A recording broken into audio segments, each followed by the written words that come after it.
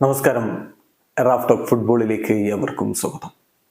Inter Milan super കപ്പിൽ മുത്തമിട്ടിരിക്കുന്നു. അതെ, Lautaro Martinez തന്നെയാണ് അവർക്ക് ആ വിജയ ഗോൾ സമ്മാനിച്ചിരിക്കുന്നത്, അതും ഇഞ്ചുറി ടൈമിൽ. എന്തൊരു സീസണാണ് ലൗറ്ററോക്ക് ഈ ഒരു സീസൺ എന്നുള്ളത് എല്ലാവരും അത്ഭുതത്തോടെ നോക്കുകയാണ്. ഗോളടിച്ചു കൂട്ടുന്നു, ടീമിനെ മുന്നോട്ട് കൊണ്ടുപോകുന്നു, ടീമിനെ വിജയിപ്പിക്കുന്നു, ടീമിന് ഇതാ കിരീടം നേടിക്കൊടുത്തിരിക്കുന്നു. സൗദി അറേബ്യയിൽ റിയാദിലെ അല്ലവാൽ പാർക്ക് സ്റ്റേഡിയത്തിലാണ് സൂപ്പർ കോപ്പ ഇറ്റാലിയനയുടെ ഫൈനൽ മത്സരം നടന്നത്. നാപ്പോളിയെ ഏകപക്ഷീയമായ ഒരു ഗോളിന് ഇന്റർ മിലാൻ പരാജയപ്പെടുത്തിയിരിക്കുന്നു. വിജയ ഗോൾ അർജന്റീൻ സൂപ്പർ താരം ലൗറ്ററോ മാർട്ടീനസിന്റെ വക.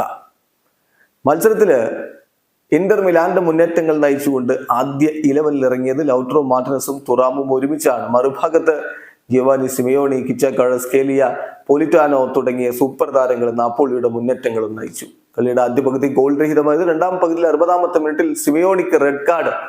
നാപ്പോളി 10 പേരായിട്ട് ചുരുങ്ങി. കളി പക്ഷേ 90 മിനിറ്റിലേക്ക് എത്തുമ്പോഴും ഗോൾ രഹിതമായിട്ട് നിൽക്കുകയാണ്. ആ ഒരു ഘട്ടത്തിലാണ്, ഇഞ്ചുറി ടൈമിലാണ് ലൗറ്ററോ മാർട്ടീനസിന്റെ ഗോൾ പിറക്കുന്നത്. ബെഞ്ചമിൻ പവാർഡിന്റെ അസിസ്റ്റിൽ നിന്ന് ലൗറ്ററോ പന്ത് വലയിലേക്ക് എത്തിച്ചതോടെ ഇന്റർ മിലാൻ കിരീടം ഉറപ്പാക്കുകയായിരുന്നു. ഏതായാലും ഈ സീസണില് ഗോളും അസിസ്റ്റും ഒക്കെ ആയിട്ട് മിന്നിക്കത്തുകയാണ് ലൗറ്ററോ മാർട്ടീനസ്. ഇപ്പോൾ സിമോൺ ഇൻസാഗി 5ാമത്തെ ഇറ്റാലിയൻ സൂപ്പർ കപ്പാണ് ഒരു മാനേജർ എന്ന രൂപത്തിൽ നേടുന്നത്.